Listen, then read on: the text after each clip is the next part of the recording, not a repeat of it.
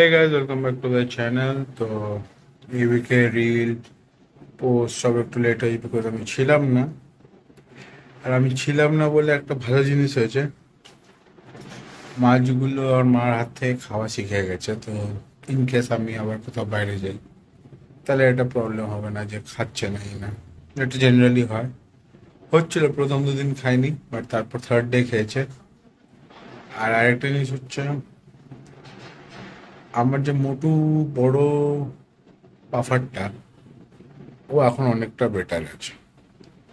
Better in the sense বলতে খালি যেটুকুনি টাইম অক্সিজেনটা বন্ধ থাকে সেইটুকুনি টাইম প্রবলেম হয়, বাট যেই অক্সিজেন চালু হয় ও একদম নর্মাল হয়ে যায়, একদম মানে কি বলবো এনার্জেটিক হয়ে যায়। হ্যাঁ, এখন একটা জিনিস হচ্ছে ওর খাওয়া নিয়ে প্রবলেম, আর ওর যে সুইং ব্লাডারের প্রবলেমটা চলছিল সেটাও এখনো আছে।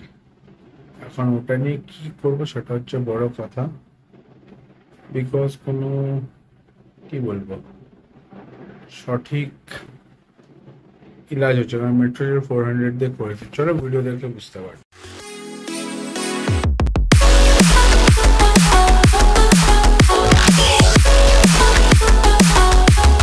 তো আনার পর থেকে এইটা মতো মানে এইখানে যা দেখছে এতটা অ্যাক্টিভ, বাট জিনিসটা হচ্ছে এখানে ওর আর কোনো নেই। বাট এটা চেঞ্জ করার পর আমি একটু বেরিয়ে গেছিলাম, তো বাইরে ছিলাম, তো মা ওকে এর মধ্যে ছেড়েছিল। আর এর মধ্যে ছাড়ার পরে একটাই প্রবলেম ছিল যে বাকি মাছ একটু মানে এখানে মাছ বেশি, তাই জন্য একটু প্রবলেম হচ্ছিল, কিন্তু অনেকটাই বেটার ছিল এখানে।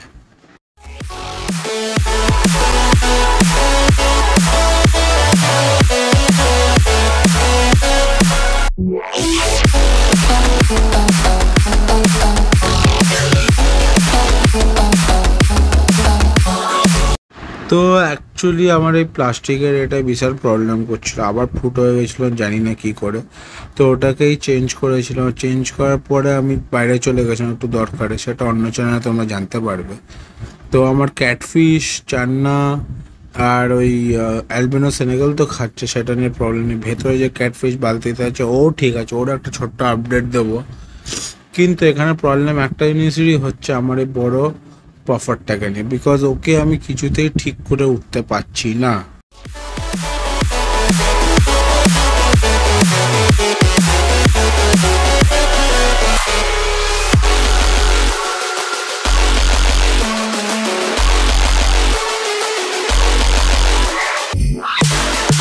তো এমনি কেঁচো ফেঁচো দিলে কেঁচোগুলো তো খাচ্ছে বুঝতেই পারছে, বিকজ সকালে উঠে পাথরের নিচে বা কোথাও কেঁচো দেখতে পাচ্ছি না।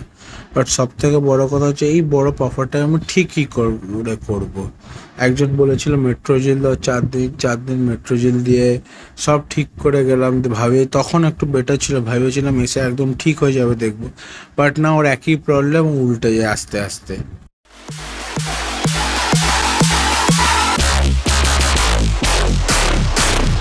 মা টাইম মতন দেখেছিল, না হলে ও হয়তো টপকে যেত, কিন্তু কিছু করার নেই, যাই না কী করে বেরিয়েছে। বাট এখন আমি পুরো এসে কাভার করে রাখছি, আর তাই জন্য একে আমি বাইরে দেওয়ার আগেও 10 বার ভাবছি, কারণ অ্যারোয়ানা লাফানো ইজ ভেরি মানে কি বলবো, মানে যারা অ্যারোয়ানা রাখে তারা বুঝতেই পারছে।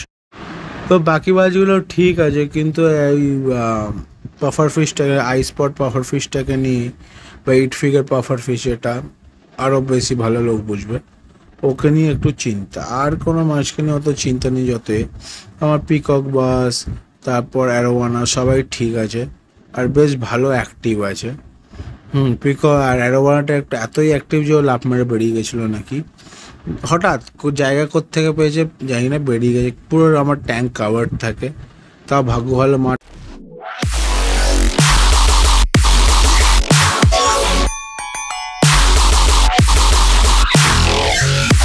এই পিকক বাসটাকে দেখে আমি বুঝি না, মাঝে মাঝে মাছগুলো খায় না, ফেলে দেয়, আবার মাঝে মাঝে খেয়ে নেয়। পুরো মুডের ওপরে ডিপেন্ড করে যে ও খাবে কি খাবে না। যাই হোক, একটু বড় হয়েছে, আরও একটু বড় হলে আমি ওকে আর অ্যারোবানাকে বাইরেই দেবো। অ্যারোবানাটাকে আরও একটু কি বলবো গ্রোথ হলে তারপর।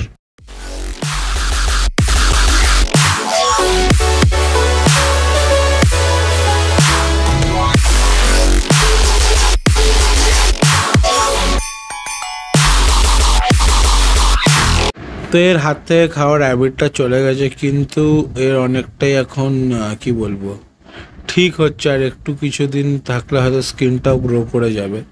একে আমি এখন বেটারিন দিয়ে ট্রিট করছি, বিকজ ওটা ছাড়া কোনো উপায় নেই। তো তাই জন্য দেখি কতদিনে ঠিক হয়। তো আমার অস্কারটাও একটু এখন যেহেতু জায়গা চেঞ্জ করা হয়েছে কিছু কারণের জন্য, ও এখন একটু লাজুক হয়ে গেছে, মানে সে অ্যাক্টিভনেসটা নেই। বাট হ্যাঁ, কিছুদিনে চলে আসবে। ওর খাবারগুলো এই চিপ্পুগুলো খেয়ে নিচ্ছে, হ্যাঁ, কিন্তু জ্যান্ত মাছ দিলেও খাচ্ছে।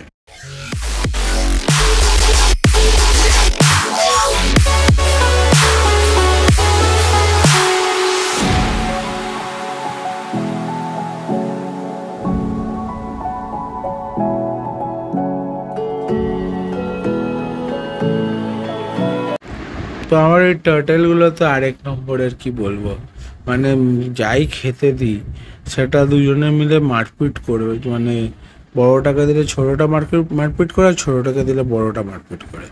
বড় দেই দেখো এক্ষুনি মারপিট শুরু হবে দুজনের মধ্যে। কারণ কেন মারপিট হচ্ছে, কারণ ছোটোটাকে আমাকে খাইয়ে দিতে হয়, মানে ছোটো ছোটো পিস করে, নাহলে ও খেতে পারে না। আর বড়টা এসে বারবার ওর খাবার খেতে শুরু করে দেয়। এই সবসময় খাবার নিয়ে এই জন্যই বড়টাকে খাওয়াই, তারপর ওকে বার করে দিই, তারপর পুচকেটা খায়।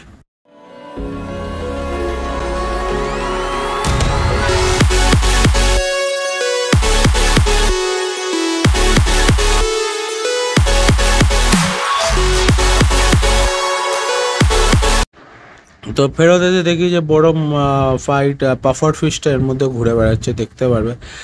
এখন নিচটা সাদা কালো হয়ে গেছে, কিন্তু সকালবেলা পুরো নিচটা সাদা হয়ে যায়। বুঝি না কি হচ্ছে এর, মানে এর যে কি হচ্ছে। হ্যাঁ, জলটা একটু কমে গেছে, ইভাপোরেট করে গেছে, তো জলটা আমি ঢেলে দিয়েছি। তো বাট ক্যাটফিশও ঠিক আছে, শার্কগুলো ঠিক আছে, কই দুটোও ঠিক আছে। খালি প্রবলেম এই পাফারটা এখানে। তো একে যে কী করবো, কেউ যদি জানো তাহলে প্লিজ জানিও একে কী করা উচিত। আর যেহেতু জুম হয়ে রয়েছে তাই জন্য মনে হচ্ছে অনেক মাছ একটা কর্নারে, বাট অ্যাকচুয়ালি না। তো আমি নিজের পাফারগুলোকে খেতে দিয়েছিলাম, তো ছোটোরা তো মনে হয় কেঁচোই খায়, বিকজ ওকে কোনোদিন আমি খেতে দেখিনি অন্য কিছু, কেঁচো খেতে দেখেছি প্রায়। আর বড় মাছটা দেখছি একটা মাছ দিয়েছিলাম, ওটা আগে চোখগুলো খেলো, তারপর মাথাটা খেলো, তারপর বাকি বডি পার্টের পিছনে দৌড়চ্ছে। বাট জেনারেলি ও খায় না, ও টুকরো টুকরো করে ফেলে, তারপর দেখি ছোটোটা গিয়ে ওইগুলো খেয়ে নেয়।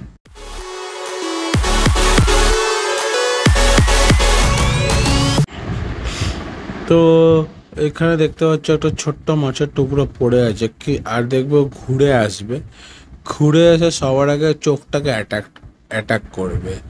তো এদের মনে হয় চোখটাই সব থেকে বেশি ফেভারিট জিনিস। তারপর মাথা মুন্ডু সব খেয়ে নিয়েছিল, আর সেটা আমি দেখাইনি। তো আজকের ভিডিওটা কেমন লাগলো বলে লাইক করো, শেয়ার করো, সাবস্ক্রাইব করো। আর এখন তো ছোট পাফারগুলো ঠিক আছে, বড়টা নিয়ে চিন্তা আছে, বিকজ ওর কিছুতেই সুইম ব্লাডারের জিনিসটা ঠিক হচ্ছে না। তো আমি আজকের একটু রিসার্চ করছিলাম, তো তখন দেখলাম যে মোটর দিয়ে হয়। তো আমি ওকে অলরেডি একবার মোটর খাওয়ানোর চেষ্টা করি, বাট ও খাইনি। তো এবার কি করবো, মোটরটাকে পিষে, সেদ্ধ করে পিষে সিরিঞ্জে ডাইরেক্ট ইনজেক্ট করে দেবো ওর মুখে। আর সিরিঞ্জ মানে খালি টিউবটা। তো এটাই কি হবে, মোটরটার বডিতে চলে যাবে, যদিও ম্যাক্সিমাম বার করে কিছুটা থাকবে, যেটা আস্তে আস্তে হয়তো ওকে হেল্প করবে আবার এ হতে। আর ওকে মোস্ট প্রবলি ভেতরের ট্যাঙ্কে শিফট করে দেবো, অ্যারোওয়ান আর পিকক বাসকে বাইরে দেবো, বিকজ তাহলে তাহলে আমি সিলেক্টিভ কেয়ার করতে পারবো, আর বাকি ছোট দুটোর ওপরেও নজর রাখতে পারবো, যাতে ওদেরও কোনো প্রবলেম না হয় ইন ফিউচার। তো যাই হোক, ভিডিওটা ভালো লাগলো বলো লাইক করো, শেয়ার করো, সাবস্ক্রাইব করো। 420 মার্চের মধ্যে। তো টাটা, দেখা হবে নতুন ব্লগে।